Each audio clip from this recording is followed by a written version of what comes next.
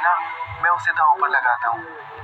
अभिनव अपने घर को दांव पर लगा देता है, लेकिन अभिनव की किस्मत इस बार भी उसका साथ नहीं देती और अभिनव अपना घर दांव में हार जाता है। अब मैं क्या करूं? मेरा परिवार तो बेघर हो जाएगा। हमारे पास इस घर के अलावा और कुछ नहीं है। अब हम लोग कहाँ जाएंगे? तू एक काम क्यों नहीं करता?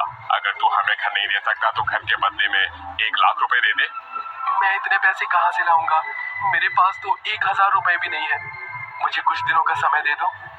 अभिनव के कहने पर बिरजू और मदन अभिनव को 2 महीने का समय दे देते हैं। अभिनव एक नंबर का जुआरी होता है। अभिनव की पत्नी अर्चना एक दर्जी होती है जो गांव के लोगों के कपड़े सिलकर अपने घर का खर्च चलाती है और अपनी 5 नंद का ख्याल रखती है। अर्चना रंग रूप से काली होती है, लेकिन काला रंग होने के बावजूद भी अर्चना दिल की बहुत साफ होती है। अर्चना, ये लो मेरी बेटी की शादी का कार्ड। तुम्हें और तुम्हारी 5 नंदों को मेरी बेटी की शादी में जरूर आना है। जी हम जरूर आएंगे। और ये लीजिए आपकी बेटी के कपड़े, मैंने ये सारे कपड़े सिल दिए हैं। विमला अर्चना की तारीफ करती है और उसे शादी का कार्ड और पैसे देकर चली जाती है। एक काम करती हूँ, इन पैसों से मैं शादी में जाने के लिए अपनी 5 नंदों के लिए कपड़े खरीद लेती हूँ। उनके पास शादी में जाने के लायक कोई कपड़े ही नहीं है। लेकिन ये 5 हैं कहाँ? सुबह से कहीं दिखाई नहीं दे रही हैं। लगता है ये 5 वहीं होंगी जहाँ मैं सोच रही हूँ। इतना कहकर अर्चना अपने घर के बाहर अपने आंगन में जाती है जहाँ उसकी 5 नंदे बैठी होती हैं। अर्चना की 5 नंदों को फूलों का बहुत शौक होता है, इसलिए उन्होंने अपने पूरे आंगन में हर जगह फूलों को उगा रखा था। अरे देखो, ये गुलाब का फूल कितना ज्यादा सुंदर लग रहा है। इन फूलों की खुशबू कितनी अच्छी है। ऐसा लग रहा है कि बस यहीं पर बैठी रहूं और इनकी खुशबू सूंघूं। इनकी जितनी अच्छी खुशबू तो और किसी चीज में आ ही नहीं सकती।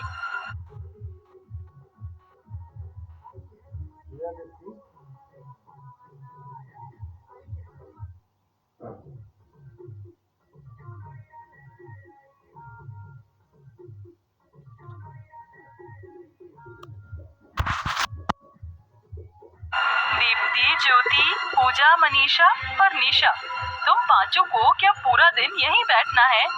भाभी, आप जानती हो ना, ये फूल हमें कितने ज्यादा पसंद हैं। यहाँ से तो हमारा उठने का मन ही नहीं करता है।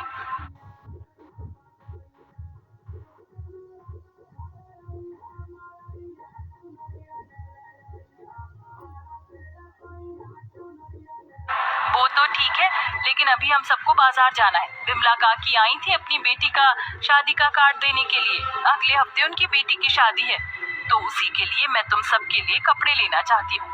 चलो अब जल्दी से तैयार हो जाओ, फिर हम सभी लोग बाजार चलते हैं। अर्चना की बात सुनकर अर्चना की 5 नंदे उठती हैं और जाकर तैयार हो जाती हैं। थोड़ी देर में भाभी और नंदे बाजार चली जाती हैं और कपड़े खरीदने लगती हैं कि तभी अर्चना की मुलाकात उसकी पड़ोसन कोमल से होती है। अरे अर्चना, तुम यहाँ, वो भी अपनी 5 नंदों के साथ? अरे वो विमला काकी की बेटी की शादी है, तो उसी के लिए ही कपड़े खरीदने के लिए आए हैं। अच्छा, मुझे लगा कि कहीं तुम्हारी नंदों की सगाई होगी, इसीलिए तुम कपड़े खरीद रही हो।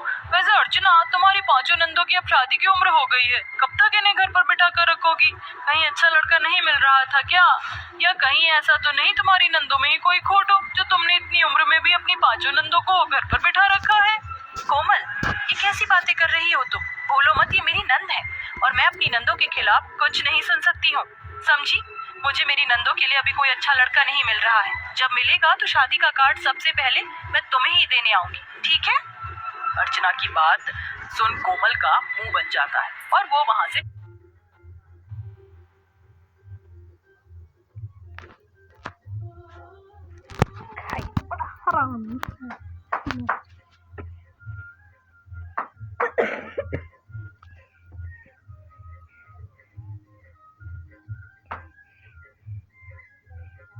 चली जाती है, जिसके बाद अर्चना भी अपने घर आ जाती है।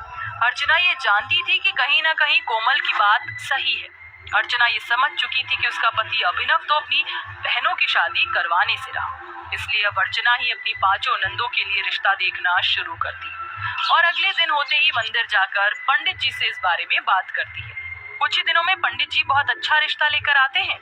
पंडित जी ने आपकी पांचों नंदों की बहुत तारीफ की है और हमें भी आपकी पांचों नंदे बहुत पसंद हैं। इसलिए हम अपने पांचों बेटों का रिश्ता आपकी पांचों नंदों के साथ करना चाहती हैं और हमें कोई दहेज भी नहीं चाहिए। नीलम की बात सुन अर्चना बहुत खुश होती है और अर्चना भी इस रिश्ते के लिए हाँ कर देती है। जिसके बाद अब कुछ दिनों में अर्चना की पांचों नंद की शादी की तैयारी शुरू हो जाती है। अर्चना ने जो अपने दर्जी के काम से पैसे कमाए थे वो उन सारे पैसों को अपनी पांचों नंदों की शादी में लगा देती है और उनकी शादी में कोई कसर नहीं छोड़ती।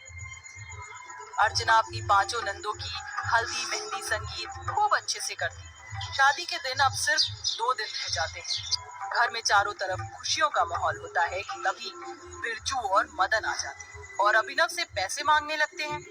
क्योंकि तुम्हारे पति ने ये घर जुए में हार गए हैं। अब तुम्हारा समय पूरा हो चुका है। अब हमारे पैसे दे दो वरना ये घर खाली कर दो। ये क्या कह रहे हैं आप? मेरी नंदों की शादी होने वाली है 2 दिनों में। अगर हम लोगों ने ये घर खाली कर दिया तो हम लोग कहाँ जाएंगे? प्लीज हमें थोड़ा समय और दे दीजिए। जो समय देना था हमने दे दिया। अब हमें पैसे चाहिए वरना ये घर खाली कर दो। बिरजू और मदन की बात सुनकर अर्चना काफी डर जाती है और उसे कुछ समझ नहीं आ रहा होता कि तभी अर्चना अंदर जाती है और अपनी अलमारी से 1 लाख रुपए निकालकर बिरजू और मदन को दे देती है। जिसके बाद बिरजू और मदन वहां से चले जाते हैं और अर्चना अपने फूलों के आंगन में चली जाती है। वहां बैठकर वो रोने लगती है। भगवान, ये 1 लाख रुपए मैंने अपनी नंदों की शादी की जोड़े के लिए रख रखे थे, लेकिन अब इनकी शादी के लहंगे कहाँ से लाऊंगी? शादी को सिर्फ 2 ही दिन रह गए, मैं इतने पैसों का इंतजाम कहाँ से करूंगी? हे भगवान, कुछ तो चमत्कार दिखा। कि तभी अर्चना देखती है कि एक तितली फूलों में फंस गई है और वो मदद मांग रही है। मदद करो, मैं यहाँ इन फूलों में फंस चुकी हूँ। तितली को बोलता देख अर्चना बहुत हैरान होती है, लेकिन वो उसकी मदद करती है। अर्चना जैसे ही उस तितली को उस फूल से आजाद करती है तो वो तितली एक सुंदर सी परी का रूप ले लेती है।